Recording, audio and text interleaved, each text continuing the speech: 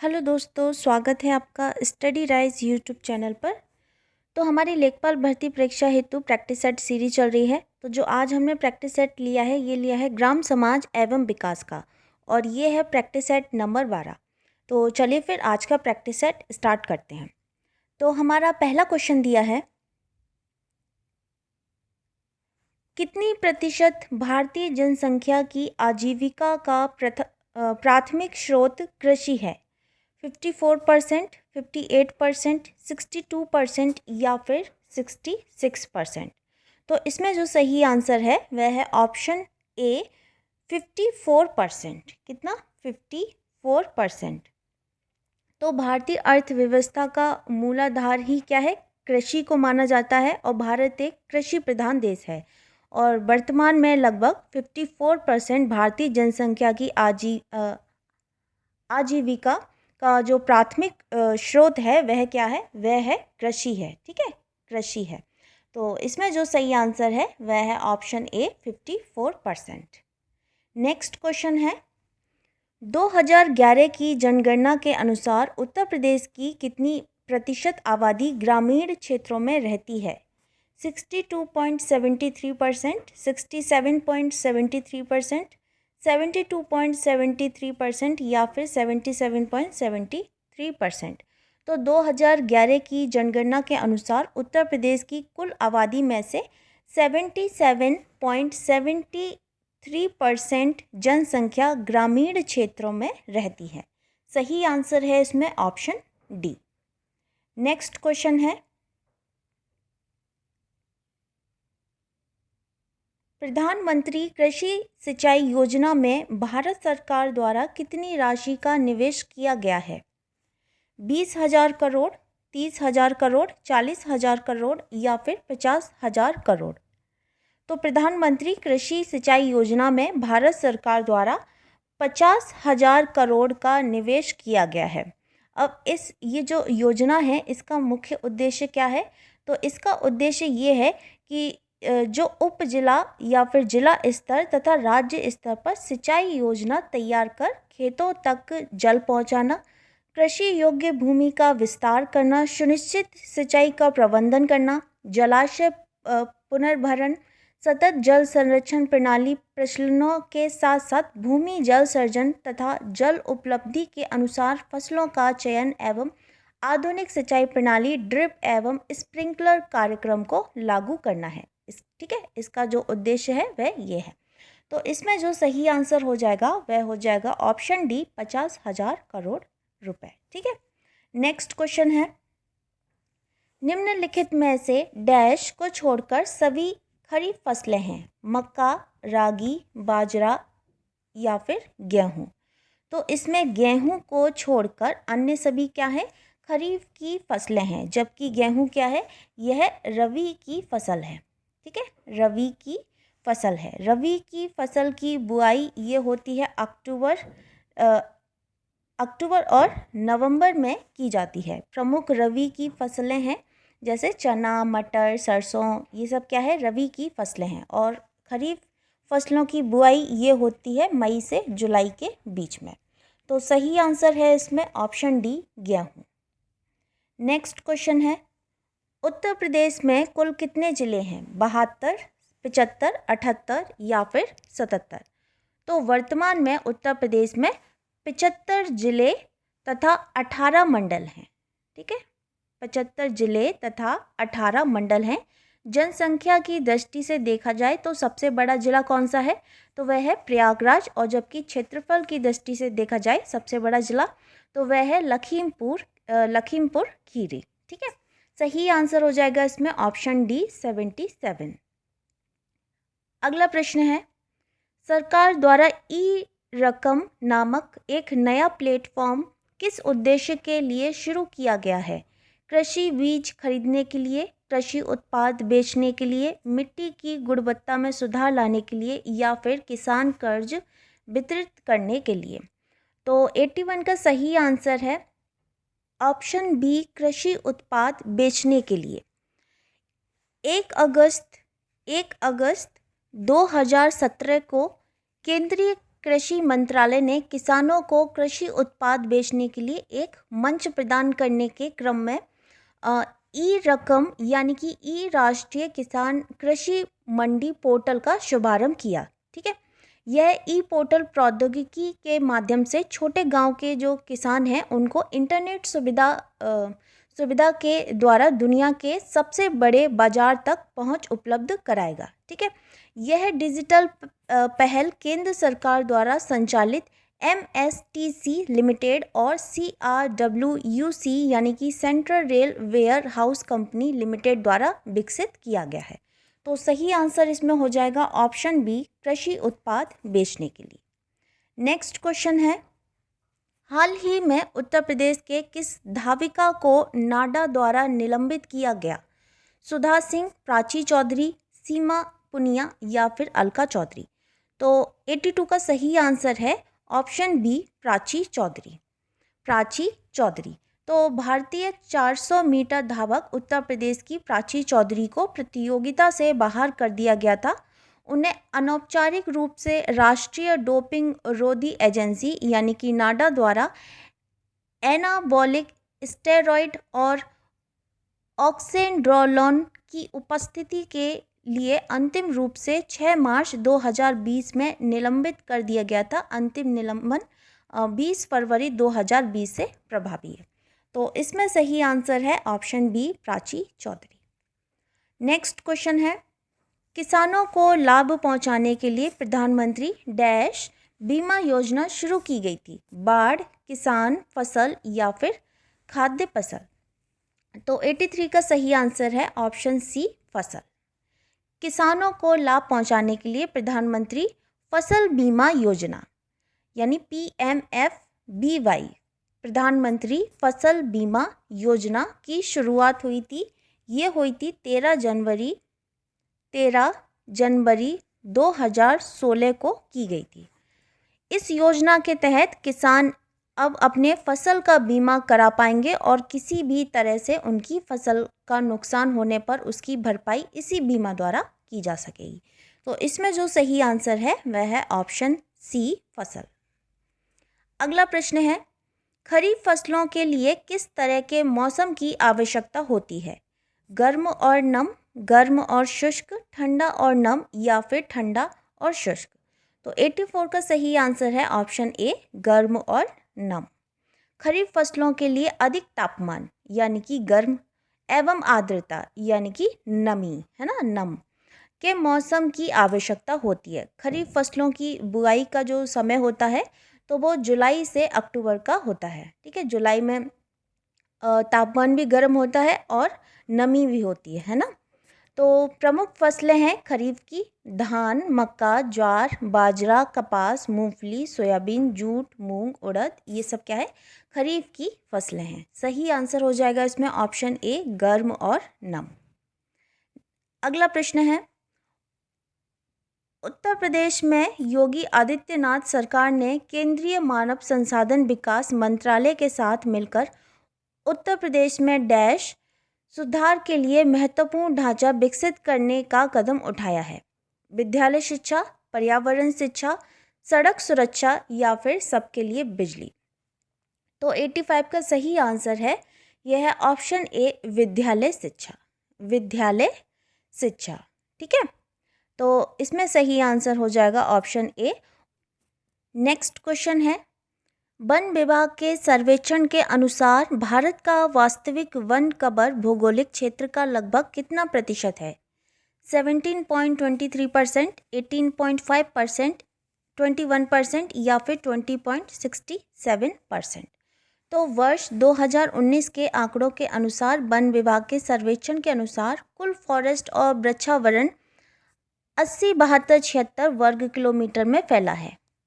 80-72-76 वर्ग किलोमीटर में फैला है, जो देश के भौगोलिक क्षेत्रफल का 24.56% है, जिसमें वनावरण 71/49 वर्ग किलोमीटर है, जिसका भौगोलिक क्षेत्रफल है 21.67%।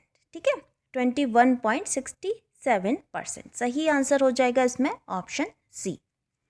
नेक्स्ट क्वेश्चन है, जोत बही में कुल कितने पन्ने होते हैं? 8, 10, 12 या फिर 16। तो जोत बही में कुल 16 पन्ने होते हैं, 16 पन्ने होते हैं। सही आंसर है इसमें ऑप्शन डी। नेक्स्ट क्वेश्चन, ग्रामीण क्षेत्रों में विकलांगों के लिए वर्ष 1966 में चलाई गई संगम योजना, विश्वामित्र योजना, नारद योजना या फिर इनमें से कोई नहीं। तो 88 का सही आंसर है ऑप्शन ए, संगम योजना। विकलांगों की मदद के लिए सरकार द्वारा 15 अगस्त 1996 को संगम योजना शुरू की गई थी और इस योजना के तहत जो ग्रामीण क्षेत्रों में रहने वाले विकलांग व्यक्तियों को समूहों में संगठित किया जाता है।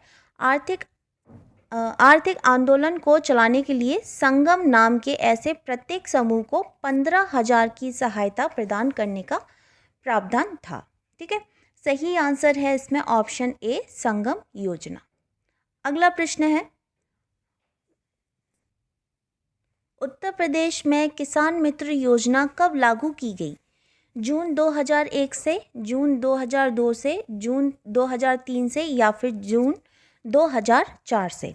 तो उत्तर प्रदेश में किसान मित्र योजना ये 18 जून 2001 से लागू की गई। 18 जून 2001 से लागू की गई थी। इस योजना के अंतर्गत किसानों को सरकार की सभी कल्याणकारी योजना का लाभ पहुंचाया जाता है। सही आंसर हो जाएगा इसमें ऑप्शन ए। नेक्स्ट है, उत्तर प्रदेश के वर्तमान कृषि मंत्री कौन है? सूर्य प्रताप शाही, चेतन चौहान, स्मृति ईरानी या फिर अनुपमा जायसवाल। तो सही आंसर है इसमें ऑप्शन ए, सूर्य प्रताप शाही। सूर्य प्रताप शाही, ठीक है। सूर्य प्रताप शाही उत्तर प्रदेश से भारतीय जनता पार्टी के नेता हैं। नेक्स्ट क्वेश्चन है, निम्नलिखित में से कौन से दो जुताई के प्राथमिक उपकरण हैं? डिस्क हैरो और कल्टीवेटर, मोल्ड बोर्ड हल और मृदा खुदाल, मोल्ड बोर्ड हल और डिस्क हैरो या फिर डिस्क हल और डिस्क हैरो। तो 91 का जो सही आंसर है वह है ऑप्शन बी, मोल्ड बोर्ड हल और मृदा खुदाल या सब सॉइलर। तो प्रारंभिक जुताई में फसल उगाने के लिए, बुवाई के लिए भूमि तैयार करने की क्रियाएं की जाती हैं। इस प्रकार की जुताई में प्रयुक्त उपकरण जैसे कि ट्रैक्टर अथवा पशुओं की सहायता से चलाए जाने वाले हो सकते हैं, जैसे कि मोल्ड बोर्ड हल, मृदा खुदाल, डिस्क वाले हल, अब भूमि हल, कल्टीवेटर, छेनी हल। ये सब क्या है? ये इसके पशुओं की सहायता से चलाने वाले उपकरण हैं। ठीक है, अब इस जुताई के पश्चात बीजों की बुवाई तथा बीजारोपण के लिए यह जुताई की जाती है। इसमें प्रयोग किए जाने वाले उपकरण हैं जैसे कि harrow, leveller, crushers, inter cultivating harrow. ये सभी क्या हैं? ये उपकरण हैं। ठीक, सही आंसर है इसमें ऑप्शन बी, मोल्ड बोर्ड हल और मृदा खुदाल। नेक्स्ट क्वेश्चन है, सिंचाई में जल प्रयोग की कुशल मितव्ययता के अनुसार कौन सी प्रणाली श्रेयस्कर है? फरो प्रणाली, चेक वेसिन प्रणाली, स्प्रिंकलर प्रणाली या फिर ड्रिप प्रणाली।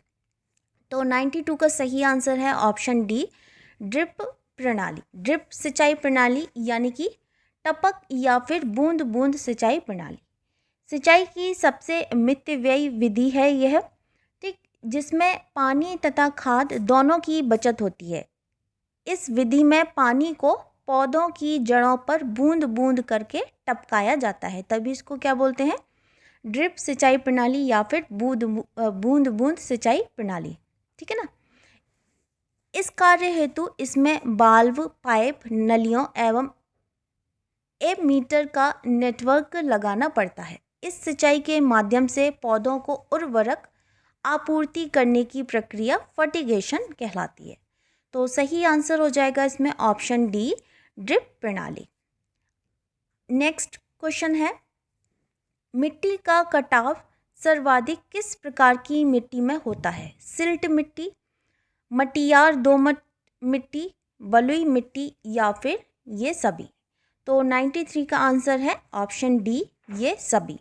मिट्टी का कटाव सामान्यतः दोमट मिट्टी में होता है, परंतु बलुई दोमट, सिल्ट दोमट, बलुई चिकनी दोमट तथा चिकनी दोमट दोमट मिट्टी के ही प्रकार हैं। इसलिए कौन सा ऑप्शन डी आंसर हमारा सही हो जाएगा, यानी कि ये सभी।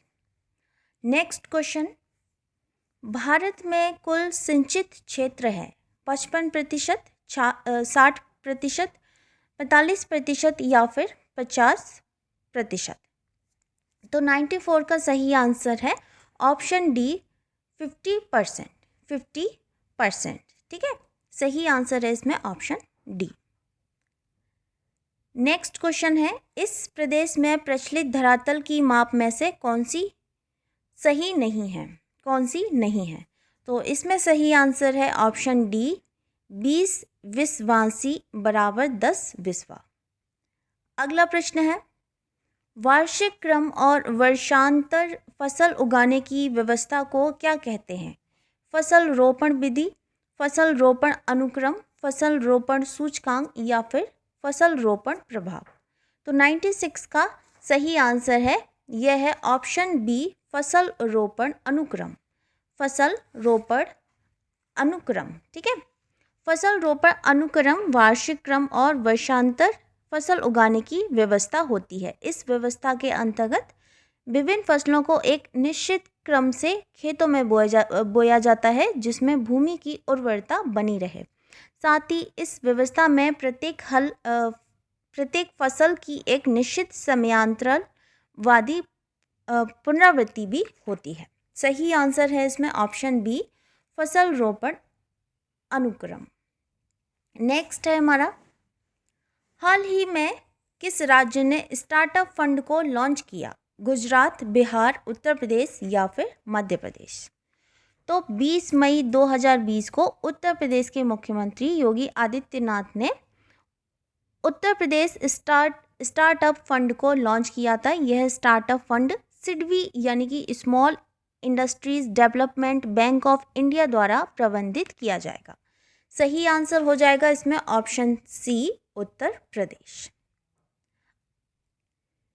नेक्स्ट क्वेश्चन है, उत्तर प्रदेश सरकार को आय का सबसे बड़ा भाग प्राप्त होता है जमीन की मालगुजारी से, सामान्य व्यापार से, एक्साइज ड्यूटी में केंद्र से प्राप्त हिस्सा या फिर पंजीकरण शुल्क से?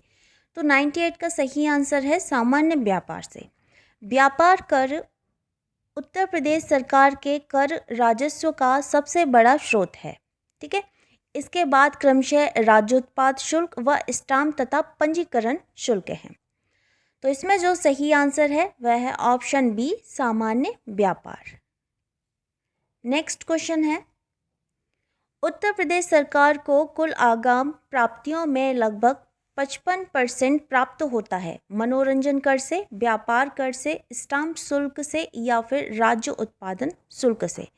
तो उत्तर प्रदेश सरकार को कुल आगाम प्राप्तियों में सर्वाधिक भाग व्यापार कर से प्राप्त होता है। व्यापार कर से प्राप्त होता है, ठीक। प्रश्नकाल में यह 55% था।